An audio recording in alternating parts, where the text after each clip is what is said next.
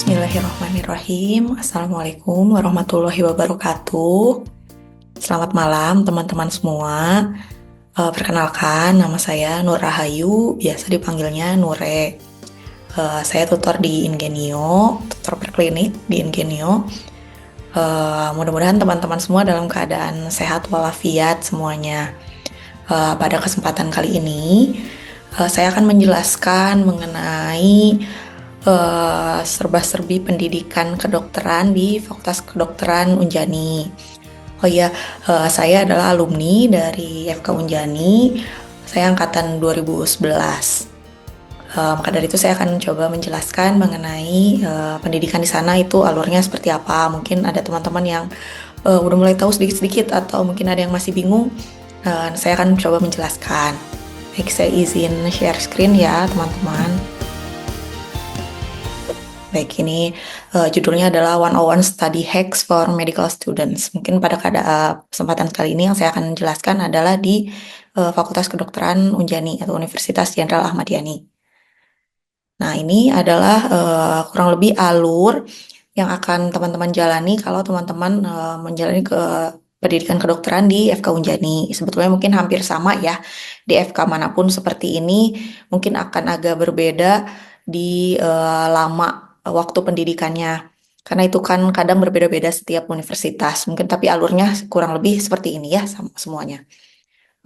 Yang pertama itu dimulai dari, jadi tahap pendidikan di kedokteran itu dibagi dua. Ada tahap sarjana dan juga tahap profesi.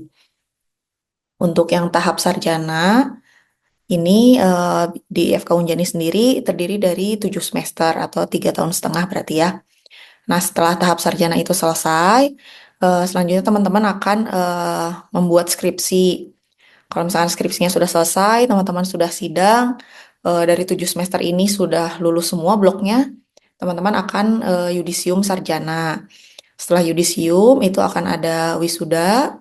Lalu setelah selesai wisuda, teman-teman akan lanjut ke tahap yang selanjutnya, yaitu tahap profesi atau sering juga disebut koas. Nah, untuk tahap profesi ini, untuk saat ini ya terakhir itu, dia pelaksanaannya selama 3 semester. Kalau dulu waktu saya itu tahap profesinya selama 4 semester. Jadi ya mungkin ada plus minusnya ya, cuman berarti kan mengapa diputuskan jadi 3 semester? Menurut analisis di FK Unjani berarti yang 3 semester ini lebih baik gitu ya.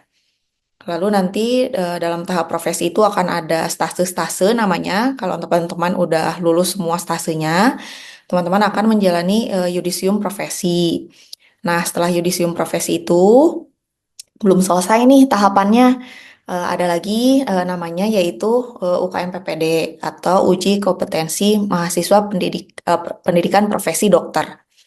Nah, sebelum UKM PPD ini mungkin kalau dulu kita SMP, SMA itu seperti ujian nasional ya sebetulnya.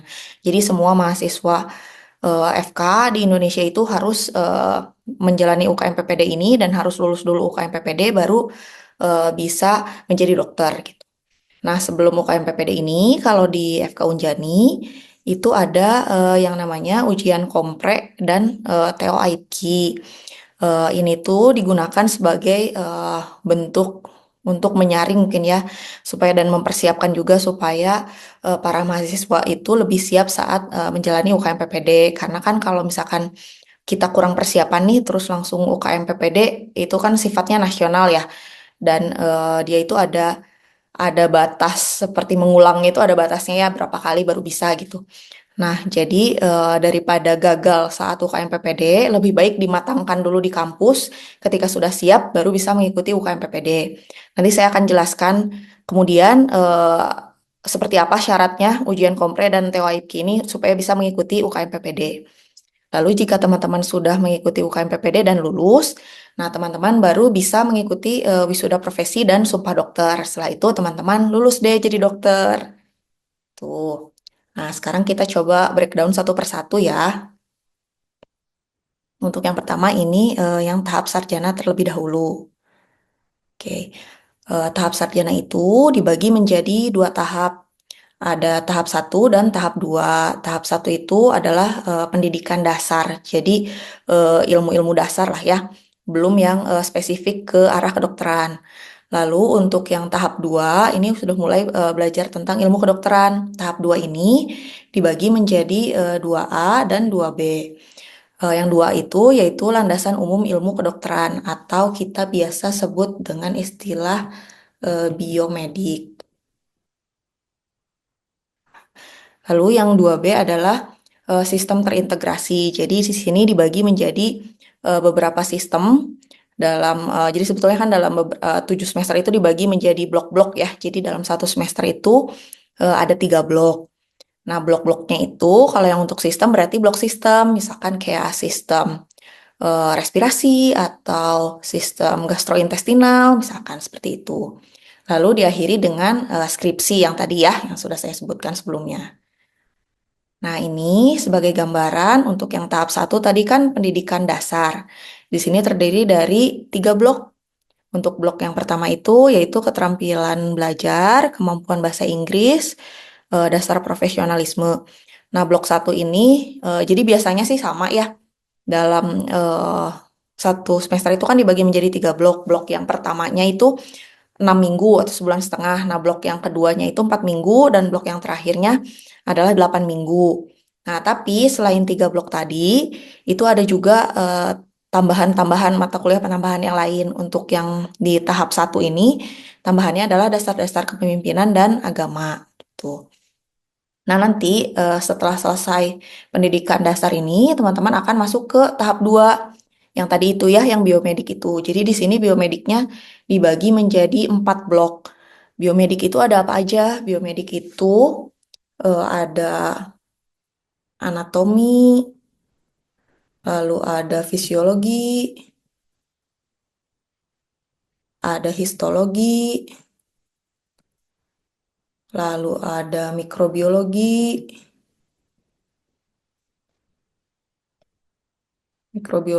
dan parasitologi biasanya. Terus juga ada farmakologi.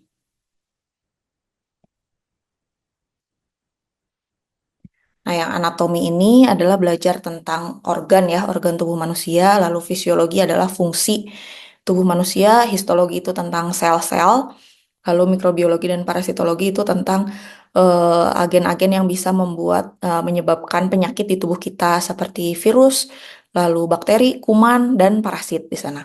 Farmakologi itu belajar tentang kefarmasian ya, obat. Oke, lalu biasa ada tambahan di sini ada keahmadiyanian dan Pancasila karena Unjani kan seperti kita tahu yayasannya adalah milik militer ya. Jadi pasti ada pendidikan kemiliteran yang disisipkan dalam kurikulumnya. Lalu selanjutnya kita udah mulai nih semester ketiga berarti ya tahun kedua udah mulai ke tahap 2B yaitu yang sistem tadi, sistem terintegrasi itu. Nah, ini sama ya, jadi dalam satu semester ada 3 blok, waktunya juga sama seperti tadi. Di sini untuk blok yang pertama ada sistem dermatomuskuloskeletal itu atau kulit ya, kulit dan otot gitu. Terus ada blok 8-nya endokrin dan metabolisme. Lalu ada sistem pencernaan. Seperti biasa ada tambahan juga. Tambahannya adalah kewarganegaraan dan modul profesionalisme dan bioetik, humaniora dan legal. Nah, bioetik humaniora ini kenapa dia ada kayak SKS-nya disisipkan gitu ya. Jadi sebenarnya nih masuk ke tiap blok. Kalau bioetik dan humaniora itu jadi itu tuh kayak etika dan aspek-aspek legal dalam kita melakukan praktek kedokteran. Jadi memang pasti ada gitu ya di setiap sistem. Ini mungkin untuk sistem selanjutnya di semester keempat bisa dibaca sendiri ya, bisa dilihat sendiri. Intinya sih sampai semester 6 masih sama ya seperti itu. Jadi masih sistem sampai semester 6 ini. Oh iya, tambahannya di semester 5 itu sudah mulai ada modul riset kedokteran. Riset kedokteran ini adalah untuk mempersiapkan teman-teman nanti skripsi. Jadi biasanya pengajuan judul skripsi itu, judul dan usulan penelitian itu sudah dimulai di semester kelima ini. Nanti jadi di blok ini yang modul riset kedokteran itu akan teman-teman akan diajarkan tentang tata cara melakukan penelitian kedokteran yang baik itu seperti apa gitu ya. Nah, jadi di sini udah mulai untuk mengerjakan skripsi. Lalu nanti biasanya ada sidang usulan penelitian juga. Oke, terus selanjutnya ini di semester ke-7 itu blok 19-nya adalah blok kedaruratan medik. Nah, ini juga sebenarnya kayak spesialisasi gitu ya di Unjani karena tadi balik lagi karena berbasis militer jadi memang unggulan gitu kalau di Unjani itu ada blok kedaruratan medik. Lalu selanjutnya ada blok manajemen bencana dan untuk yang blok 21 ini adalah elektif. Jadi kita bisa memilih bloknya itu kita mau apa. Nah, pilihannya ada di bawah sini ya.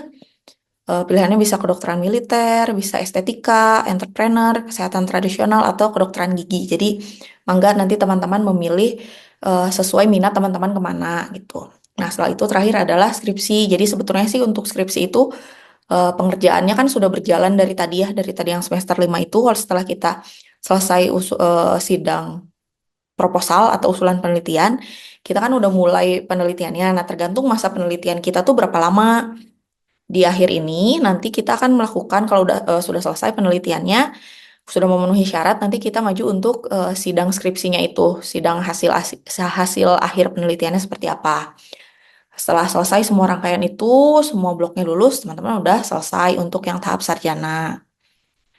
Nah, ini jadi seperti apa sih bentuk pendidikan kedokteran tuh gitu ya, kuliah tuh seperti apa? Mungkin kan selama ini kalau di SMP, SMA bentuknya ya belajar, ada presentasi, mungkin ya gitu ada praktikum. Nah, sebetulnya sih untuk pendidikan kedokterannya untuk kuliahnya ya tidak jauh berbeda, cuman agak lebih spesial ya kalau untuk kedokteran itu. Ini sih secara teori aja ya. Kalau pendidikan kedokteran itu memang rata-rata sekarang sudah student centered dan problem based learning. Jadi memang mungkin itu juga yang membuat teman-teman terdorong untuk mengikuti bimbingan selama menjalani masa kuliah karena memang jadi sudah lebih banyak mahasiswanya yang harus aktif untuk belajar gitu. Jadi bukan bukan disuapin lagi lah ya, istilahnya bukan disuapin lagi oleh dosennya, tapi memang mahasiswanya yang harus aktif. Nanti dosennya tinggal mengklarifikasi gitu kayak udah betul belum nih pemahaman kita. Kalau misalkan memang ada yang kurang betul, nanti mereka luruskan gitu ya pemahaman kita. Tapi jadi bentuknya seperti kita tuh banyaknya brainstorming gitu dengan teman-teman kita. Nah, ini bentuk ya metode pembelajarannya itu ada yang pertama ada kuliah. Kuliah itu ya seperti biasa ya lecture di kelas besar gitu kayak kalau kita belajar waktu SMA gitu ya. Di kelas besar biasanya bisa digabung semua angkatan atau dibagi dua gitu ya. Nanti ada dosen yang mengajar. Biasanya untuk kuliah ini dilakukan di awal blok. Jadi seperti memberikan gambaran umum gitu ya untuk blok itu tuh nanti akan seperti apa gitu. Setelah itu juga ada yang namanya kegiatan tutorial. Nah, tutorial ini biasanya dibagi menjadi kelompok kecil, biasanya sekitar 10 sampai 15 orang dalam satu kelompoknya itu. Nanti di dalam situ jadi kita dikasih kasus gitu ya, dikasih skenario kasus, lalu kita melakukan analisis terhadap kasus tersebut dan kita diskusikan dalam kelompok kecil itu. Jadi dalam kelompok kecil itu nanti biasanya ada ini 10 sampai 15 orang mahasiswa dan satu orang tutor. Istilahnya namanya tutor. Nah, itu adalah dosen yang akan mengklarifikasi apakah sudah betul atau belum gitu pemahaman kita gitu. Lalu kegiatan yang lainnya namanya adalah praktikum.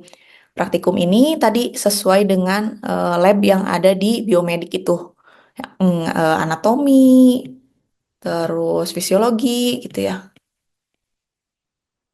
dan lain-lain. Sama seperti yang tadi ya.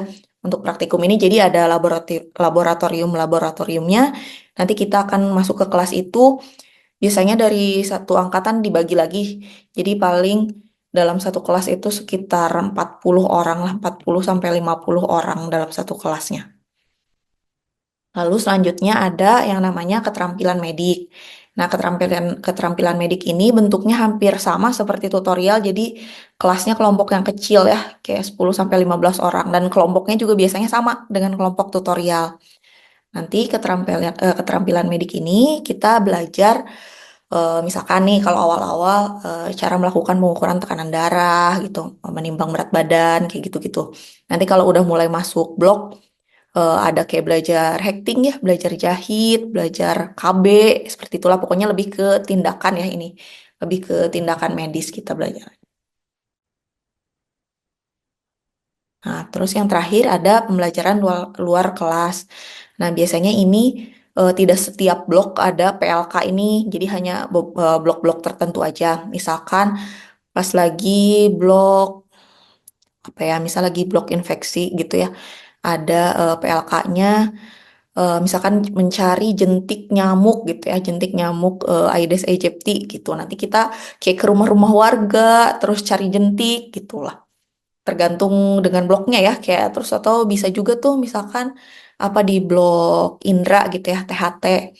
Kita bisa misalkan kayak melakukan screening pendengaran massal gitu. Nah, ini biasanya nanti kampus yang mengkoordinir dikasih tahu kayak kita bagiannya kemana-kemana gitu ya. Pokoknya biasanya sih kayak pergi ke masyarakat gitu kalau untuk yang PLK ini.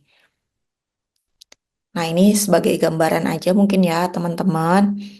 Ini untuk gambar yang di sebelah kiri ini adalah saat keterampilan medik. Saat itu kita biasanya singkat namanya TRAMED ya. Nah, ini saat TRAMED itu atau skills lab. Terus kalau ini yang sebelah kanan ini atas bawah sama ya praktikum. Ini yang atas ini lab patologi klinik atau lab patklin. Nah, ini biasanya patklin ini adanya kalau udah masuk sistem. Jadi misalkan ya di sistem pencernaan misal nih. eh Terus kita mau ada periksa darah gitu ya. Nah, proses pemeriksaan atau tadi yang kayak infeksi gitu juga bisa. Nah, pemeriksaan darah di lab clean ini kita nanti diajarin untuk cara pengambilan darahnya diajarinnya di Tramed, terus untuk baca si labnya baca mikroskopisnya itu di sini di clean ini. Kayak misal buat cari malaria gitu ya, atau demam berdarah atau kita belajar jadi cara melihat sel-sel darah tuh di sini gitu ya di clean itu. Terus yang ini praktikum anatomi kalau yang ini. Nah, ini juga sama praktikum ya kalau untuk anatomi itu. Jadi kita bisa belajar dari kayak rangka gini ya. Atau ada juga nanti yang dari kadaver. Kadavernya bisa kadaver yang full utuh, full body gitu ya. Atau ada juga kadaver yang per organ. Tuh. Nah, terus tadi kan proses pembelajarannya. Nah, ujiannya sekarang kayak gimana sih? Nah, ini untuk teorinya. Jadi pokoknya kayak makin ke atas nih kita makin paham gitu ya ini level pemahaman dari kita tahu terus kita tahu gimana caranya gitu ya terus kita bisa memperlihatkan kita bisa menunjukkan kalau kita tuh memang paham gitu. Yang terakhir adalah kita bisa melakukan benar-benar melakukan tindakan itu. Nah, jadi ujiannya dibagi menjadi ada 4 ya, ini ada 4 jenis. Yang pertama ada MCQ. MCQ itu dia seperti ujian tertulis biasa lah, kayak pilihan ganda gitu ya.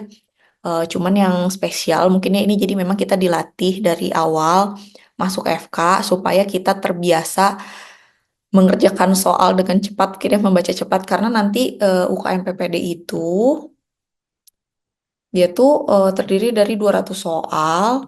Nah, waktunya tuh 200 menit. Sedangkan kan kayak soal-soal kedokteran tuh ya kasus ya kebanyakan. Ya kasus tuh kan nggak akan pendek tuh pasti bentuknya paragraf gitu panjang. Jadi supaya kita terlatih, kita terbiasa untuk mengerjakan, membaca cepat dan mengerjakan soalnya juga dengan cepat gitu, berpikir dengan cepat. Jadi MCQ juga sama sistemnya itu jadi 200 soal dalam waktu 200 menit gitu. Tergantung nanti bloknya blok apa. Jadi semua ujian ini tuh dilakukan setiap blok gitu. Atau bisa juga kalau yang OSCE ini, kalau untuk waktu saya itu dia dilakukannya per semester.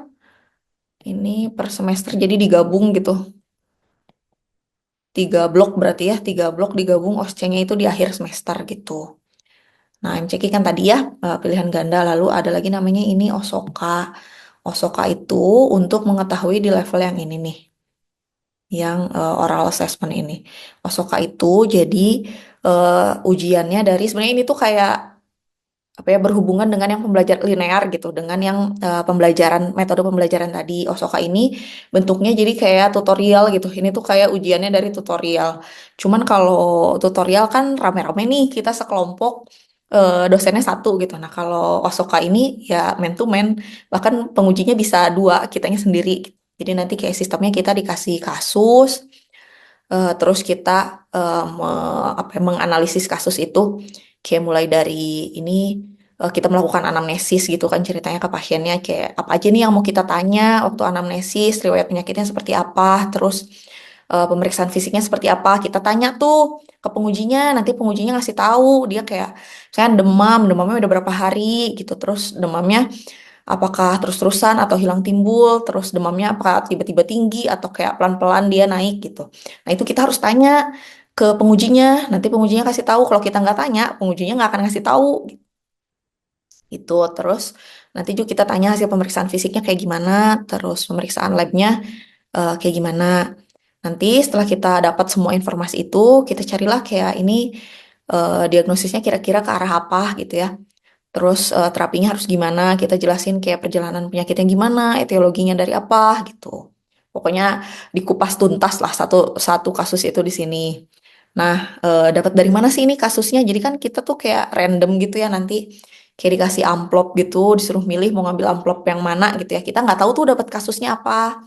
Nah, pilihan kasusnya itu dari kasus-kasus yang sudah dilakukan dalam tutorial. Misalkan dalam satu blok itu tutorialnya ada 10 kasus. Nah, berarti nanti untuk kosokannya itu kemungkinannya kita dapat satu dari 10 kasus itu gitu. Satu di antara 10 kasus itu. Jadi ya memang harus dipelajari semuanya. Itu. Lalu yang selanjutnya ada OSPE. OSPE ini adalah ujiannya praktikum. Jadi kalau tadi kan kita kayak udah praktikum di lab anatomi, di lab histologi gitu ya. Nah, nanti kita akan ujian. Ujiannya juga sama per lab gitu. Nah, ujiannya itu misalkan kalau yang untuk lab histologi. Nanti kita kayak dikasih preparat gitu ya. Terus kita lihatlah di mikroskop, tergantung tuh ntar pertanyaannya apa. Apakah kayak ini sel apa gitu, kayak gitu-gitulah. Terus untuk yang OSCE, OSCE ini adalah ujiannya Pramed. Jadi kan tadi kita udah di metode pembelajarannya ada Tramed ya, keterampilan medik. Nah, diujiankanlah dalam OSCE ini. Bentuknya nanti jadi kayak ada station-station gitu loh, ruangan-ruangan kecil. Ini tuh kalau dulu waktu saya jadi kan ditumpuk di akhir ya, 3 blok digabung gitu. Nah, misalkan dari satu bloknya itu ada 4 station misalkan. 4 station per blok. Berarti kan kalau digabung 3 blok jadi semuanya ada 12 station ya. Nanti itu kita kayak bergantian gitu loh. Masuk ke station 1, masuk ke station 2, station 3 gitu. Nah, di tiap stationnya tuh kita nggak tahu tuh di dalam kita bakal disuruh apa. Kayak bisa aja pas masuk kita disuruh ngejahit gitu. Atau pas kita masuk kita disuruh infus gitu. Jadi ini juga kayak ujiannya sih ya sama ya dari yang di Tramed kan. Jadi kita selama blok itu Tramednya belajar apa, ya nanti yang akan diujiankan saat OSCE juga itu. Nah, terus untuk nilai akhirnya itu, jadi kan tadi ujiannya ada 4 ya. eh Gabungan dari semuanya, yang paling besar sih sebetulnya dari MCQ tadi. 40% MCQ, 20% OSOKA, 20% OSPE, 20% OSCE. Nah, itu dibagi 100% gitu. Oke, nanti di akhir saya jelasin ya kayak batas lulusnya tuh berapa gitu. Nanti ada setelah ini. Soalnya sama di tahap sarjana dan di tahap profesi nilainya gitu ya, batas kelulusannya IPK-nya, syarat IPK-nya sama kayak gitu. Nah, ini untuk yang tahap profesi. Tadi kan udah ya, kita udah panjang nih 7 semester.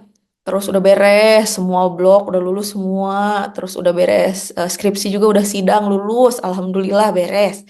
Yudisium, habis yudisium kita langsung masuk ke koas. Nah, untuk di FK Unjani, saat ini sih nggak ada.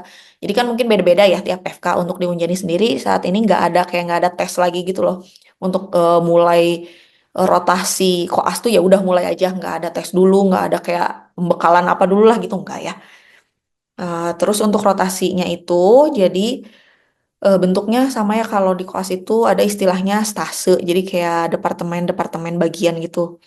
Nah, ini untuk bagiannya ada ilmu penyakit dalam, interne ya, terus anak, bedah sama obsgin. Jadi sebetulnya ini tuh dibagi stase tuh dibagi dua ya, ada yang mayor atau yang besar dan ada yang minor gitu. Nah, ini tuh yang mayor itu ada empat tadi ini nih. Penyakit dalam satu, anak, bedah, sama obsgin. Nah, untuk yang mayor itu biasanya waktunya lebih lama dia. Kalau dulu waktu saya itu 3 bulan. Kalau sekarang kan karena jadi cuma 3 semester ya. Jadi berkurang ini tuh. Jadi 2,5 bulan.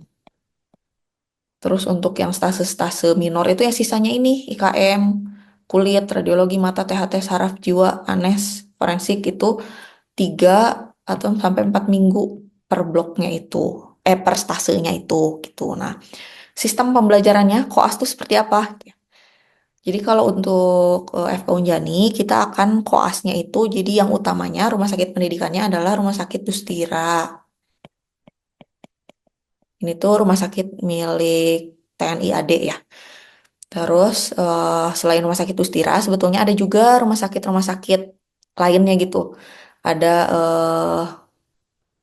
kalau dulu ada Rumah Sakit Ciremai, saya kurang tahu ya sekarang apakah masih apa nggak ke Ciremai. Ciremai ini di Cirebon. Ini rumah sakitnya punya TNI juga. Terus ada juga ke eh, RSUD Soreang. Udah sih ya kalau dulu. Iya, udah itu aja. Yang ke Ciremai ini stase IPD. Kalau dulu terus yang ke Soreang ini adalah mata dan kulit. Oh, dan satu lagi nanti saat stase IKM, ilmu kesehatan masyarakat itu kan ya kesehatan masyarakat ya. Jadi kalau untuk IKM itu nanti kita akan ke puskesmas. Nah, puskesmasnya ini bisa yang di Kota Cimahi atau di KBB. Nanti kayak sama kampus dibaginya kita kebagiannya kemana gitu. Nanti kita kayak dibagi dalam kelompok-kelompok kecil. Nah, kalau untuk kelompoknya sendiri, untuk koas ini, jadi kan tadi misalnya udah lulus nih yudisium. Biasanya sih nggak yang satu angkatan langsung lulus semua yudisium bersama-sama dalam yudisium satu gitu. Jadi yang udah beres di situ, lanjut ke koas, biasanya dalam satu kelompok itu sekitar 20 orang. Satu kelompok koas tuh 20 orang. Nah, jadi nanti kita akan bareng-bareng terus nih selama 3 semester itu sama orang-orang ini, yang 20 orang ini. Nah, kalau untuk stase yang mayor, yang empat tadi, biasanya dalam satu stase itu terdiri dari 2 kelompok. Jadi kita digabung nih, kelompok kita akan digabung dengan kelompok yang lain, karena memang tugasnya lebih berat kalau di stase yang mayor itu. Terus kalau untuk stase yang minor, mah ya satu kelompok ya, kita jadi sama teman kelompok kita aja. Nah, isinya tuh kegiatan koas tuh ngapain aja sih gitu. Yang pertama ada tutorial klinik. Tutorial klinik tuh ya kayak kita menjalankan tugas sehari-hari kayak base-nya tuh ini tutorial klinik. Jadi kayak biasanya pagi tuh kita kayak follow up dulu ke pasien tuh kita periksa pasien-pasien yang dirawat inap. Kalau memang bloknya ada stasenya ada yang dirawat inap ya. Yang stase mayor kan memang ada rawat inap semuanya. Kita kayak follow up dulu tuh pagi-pagi periksa sebelum datang dokter spesialisnya. Biasanya kita panggilnya konsulen ya. Sebelum datang konsulennya itu kita periksa dulu tuh pasiennya. Nanti jadi kita kayak dibagi tugas gitu loh. Misalkan dari dalam satu ruangan itu ada 40 orang pasiennya. Dibagilah ke 40 orang atau 2 kelompok ya. 40 orang berarti satu orang megang satu pasien. Kita harus tahu betul gitu pasien itu tuh kita anamnesis, kita periksa, kita lakukan pemeriksaan fisik, kita harus tahu kayak pasien itu tuh sakitnya apa, terus udah dikasih terapi apa aja, sekarang perkembangannya gimana gitu. Nah, nanti setelah itu kita akan ikut visit, namanya istilahnya visit ya. Jadi kalau konsulen memeriksa ke pasien-pasien kayak ke pasien-pasien rawat inap kayak kalau di rumah sakit nih, misalkan kita lagi jadi pasien kan suka ada tuh didatengin sama dokternya. Nah, itu tuh namanya visit. Nah, kalau di rumah sakit pendidikan, jadi saat dokternya visit ke pasien itu, ya kita sebagai koas-koas ini ngikut. Nah, nanti mungkin sama beliau akan ditanya, ini pasiennya siapa nih gitu. Terus Kayak gimana jelasin pasiennya, ya udahlah kita menjelaskan. Nanti akan muncullah pertanyaan-pertanyaan dari para konsulen itu yang ya kita nggak tahu ya bakal nanya apa, tidak terduga gitu pertanyaannya. Terus ya kita jawab. Nanti kalau misalkan ada yang tidak terjawab, beliau akan menjelaskan gitu. Ini harusnya gimana? Atau misalkan nggak selesai nih saat kita masih visit itu belum selesai, kayak kasusnya belum terpecahkan gitu ya. Mungkin konsulennya belum puas menjelaskannya. Biasanya nanti setelah selesai kita visit semua, konsulennya kayak ngumpulin kita lagi, beliau akan menjelaskan gitu kasus itu. Terus yang selanjutnya adalah journal reading.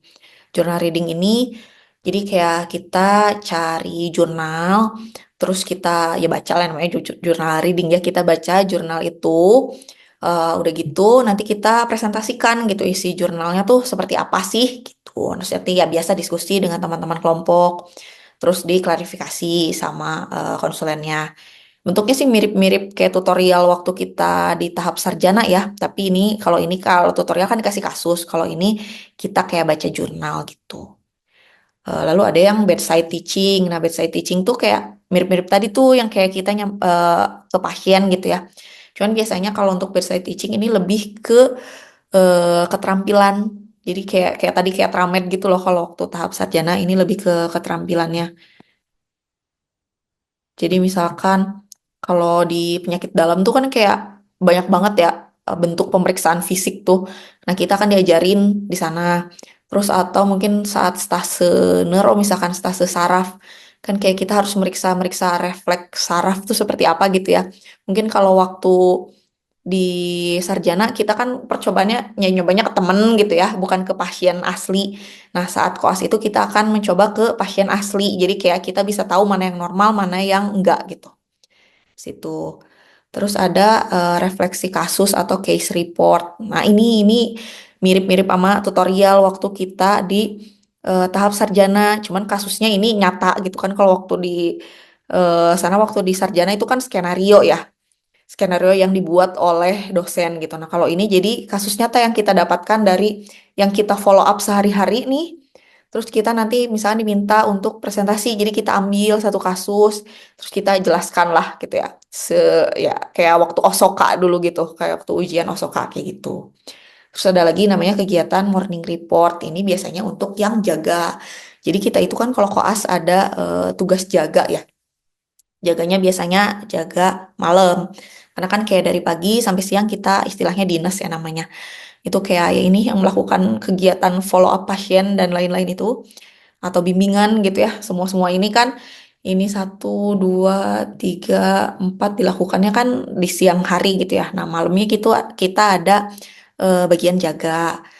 Nah, jaganya ini jadi setiap habis jaga kita pagi-pagi akan morning report gitu ya untuk membahas kasus-kasus yang spesial sih biasanya. Apakah yang pasiennya plus gitu ya. Yaitu plus itu istilah untuk pasien yang meninggal gitu ya. Apakah pasiennya plus atau misalkan ada yang masuk ICU gitu. Biasanya yang khusus-khusus lah yang di morning report kan ini.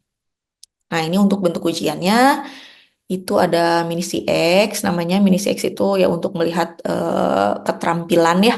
Jadi kayak kita melakukan OSOKA sekaligus OSCE di saat yang bersamaan gitu. Jadi kayak kita gimana sih kita meriksa ke pasien beneran gitu ya. Terus ini ada juga namanya OSLER. Ini adalah untuk melihat. Oh, untuk yang mini CX ini adalah ujiannya BST, bedside teaching tadi. Kalau OSLER ini yang tadi yang all in gitu ya. Yang jadi kayak dari mulai kita kayak Osoka plus OSCE. Kalau ini mini CX tuh kayak OSCE aja gitu ya. Ini juga sama adopsi juga kayak mirip-mirip OSCE. Terus ini ada penilaian formatif dan perilaku profesional, ini kayak penilaian attitude kita sehari-hari lah gitu ini mah. Jadi ujiannya tuh biasanya ini si mini CX yang kayak tadi kayak kita disuruh pokoknya kayak disuruh tindakan gitu. Terus tadi ada ujian yang kayak kasus lah, dikasih kasus gitu ya. Sama ini juga sama ya, ini juga kayak tindakan, cuman mungkin kan di tiap stase beda-beda ya. Kayak sebenarnya sih tiap stase tuh ini secara umum kayak gini, tapi sebenarnya setiap stase itu beda-beda jenis ujiannya kayak gimana permintaan dari departemennya gitu ya. Ada yang kayak setiap dosen harus ujian gitu, ada yang kayak ya udah ujiannya satu kali aja di akhir. Kalau di stase, ingat saya di stase objin itu kayak setiap dosen tuh nguji, jadi kayak ujiannya 3 atau 4 kali gitu dikasih kayak kasus ya, cuman kasusnya beda-beda, kayak untuk yang konsulen yang ngajar KB kasusnya KB, untuk konsulen yang ngajar obstetri kasusnya kasus obstetri gitu, untuk konsulen yang ngajar ginekologi kasusnya kasus ginekologi gitu. Oke, nah sekarang ini kita masuk ke penilaian ya. Untuk syarat lulusnya itu, jadi di ujian itu IPK-nya harus lebih dari sama dengan 3. Atau kalau dikonversikan ke ABCDE gitu ya. 3 itu B berarti. Jadi kayak minimal semuanya harus B nilainya. Nilai blok dan nilai stase minimal harus B. Dan memang kalau misalkan nggak B itu, jadi kita harus remedial. Sama tuh kayak kalau waktu di tahap sarjana, misalkan kalau kurang dari B nilainya berarti kan kayak C, D, E gitu. Ini tuh remedial. Terus kalau di eh, koas juga sama ya. Ada sama sih sebenarnya di sarjana juga kayak remedial. Kalau nggak salah kalau 2 kali kita nggak lulus remedial, itu nanti kita kayak ngulang blok, atau ngulang stase berarti gitu. Nah, cuman kalau untuk koas ngulang stasenya ini ada yang full 1 stase, ada yang stengko namanya setengah koas gitu. Itu tergantung dari nilainya. Terus untuk ya batas untuk cum laude, kalau sarjana tadi kan kita tuh sarjana 7 semester ya. Jadi nggak boleh lebih dari 8 semester masa studinya. Profesi tadi kan 3 semester. Nah, ini juga jadi kayak nggak boleh dari 4 semester. Jadi jangan molor nih. Jadi jangan yang ngulang-ngulang blok atau ngulang stasenya ini jangan sampai kayak lebih dari 8 atau 4 semester ini. Terus IPK-nya kalau sarjana segini lebih dari 3,5, profesi lebih dari 3,75 itu baru bisa kita mendapatkan predikat cum laude atau dengan pujian ya. Oke. Nah, sekarang kalau udah beres nih kan ya semua rangkaian, kita udah selesai juga nih sampai sarjana udah beres, terus tase semuanya udah beres, udah lulus semuanya, udah yudisium nih, udah beres kita semua pendidikan. Tinggal ngapain nih sekarang biar kita bisa jadi dokter gitu, biar kita bisa praktek. Nah, tadi kan harus UKM PPD itu ya. Nah, untuk UKM PPD itu, jadi ada yang disebut tiket kalau di FK Unjan itu. Tadi kan ujiannya ada ujian kompre sama TO IPK ya. Nah, ini ada contoh untuk yang mau UKM PPD bulan Agustus ini, yang UKM PPD bulan ini ya. Itu jadi dia ada komprenya itu ada 2 kali. Ujian kompre ini penyelenggaranya jadi kampus kita sendiri. Ujian kompre itu penyelenggaranya Unjani, sedangkan untuk Teo AIPKI ini dari AIPKI. AIPKI itu kayak Asosiasi Institusi Pendidikan Kedokteran Indonesia gitu. Nah, kayak penyelenggara nasional gitulah ya. Ini penyelenggaranya AIPKI kan ya tadi. Nah, untuk ujian komprenya itu diselenggarakan 2 kali. Ini kalau untuk yang Agustus jadi ada di tanggal 8 Juli sama 16 Juli. Nah, di tengah-tengahnya tuh ada Teo AIPKI tanggal 13 sampai 14 Juli. Untuk level kesulitannya sih kalau menurut saya pribadi ya, biasanya yang AIPKI itu kayak lebih susah. Kalau kompre kan mungkin karena pembuat soalnya adalah tim dosen-dosen kita sendiri, jadi kayak kita udah lebih familiar gitu sama soal-soalnya, kayak kita udah biasa nih ditanya itu. Kayak mungkin waktu sarjana pernah dapet soal itu gitu ya, waktu ujian sarjana. Tapi kan kalau TO AIPKI, karena yang membuat adalah tim ya, dan tim ini tuh yang membuat soal UKM PPD juga. Jadi biasanya memang agak lebih sulit karena mungkin kita nggak biasa sih ya. Sebetulnya sih harusnya sama aja, cuman karena kita nggak biasa, jadi mungkin agak lebih tricky gitu ya. Cuman ini tuh memang kayak lebih menggambarkan UKM PPD gitu yang TO AIPKI ini. Oke, nah terus kita harus lulus. Nah, batas kelulusannya itu kayak agak berubah-ubah sih ya dari tahun ke tahun tuh. Pokoknya intinya harus lulus 2 dari 3 ujian ini. Kalau kita lulus, baru kita boleh ikut UKM PPD. Tapi kalau misalkan kita cuman satu nih lulusnya atau nggak ada yang lulus gitu tiga-tiganya, kita sama kampus belum diizinin untuk ikut UKM PPD. Jadi biasanya kita kayak UKM PPD itu kan kayak tiap 3 bulan ya. Kita biasanya diundur ke yang periode selanjutnya. Selama menunggu itu biasanya kita ada kayak dikasih bimbingan, terus kita harus ikut ini lagi, kompre lagi, TO lagi gitu sampai kita bisa lulus 2 dari 3 ujian itu di setiap periodenya gitu. Jadi kayak misalnya kita Agustus mundur nih berarti kan 3 bulan. Nanti kita ikut lagi nih si rangkaian 1, 2, 3 ini, kita harus lulus lagi 2 dari 3. Kalau misalkan masih belum lulus juga nih, diundur lagi gitu. Maksudnya sih sebetulnya sih kalau menurut saya pribadi mah bagus ya kayak jadi supaya kita tuh lebih siap. Jadi kalau kita harus menanggung malu, kita malunya cuma di lingkup kampus aja gitu, bukan di lingkup nasional gitu. Ya. Ya, sekian yang bisa saya sampaikan. Terima kasih banyak teman-teman atas perhatiannya. Mohon maaf apabila ada yang kurang berkenan, ada kesalahan atau ada yang kurang paham dengan cara penyampaian saya. Kalau ada yang kurang paham, mangga boleh bertanya. Saya beri waktu untuk bertanya dulu. Nggak, kalau tidak ada, berarti sesi ini bisa saya tutup gitu ya.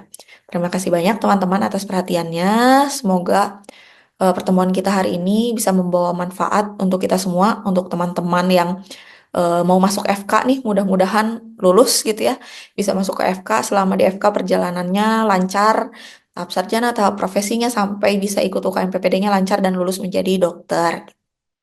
Kalau misalkan setelah ini masih ada yang mau ditanyakan, mangga boleh. Terima kasih banyak teman-teman semua. Kita tutup dengan doa kifaratul majelis. Subhanakallahumma wa bihamdika asyhadu an la ilaha illa anta astaghfiruka wa atubu ilaik. Terima kasih. Selamat malam. Assalamualaikum warahmatullahi wabarakatuh.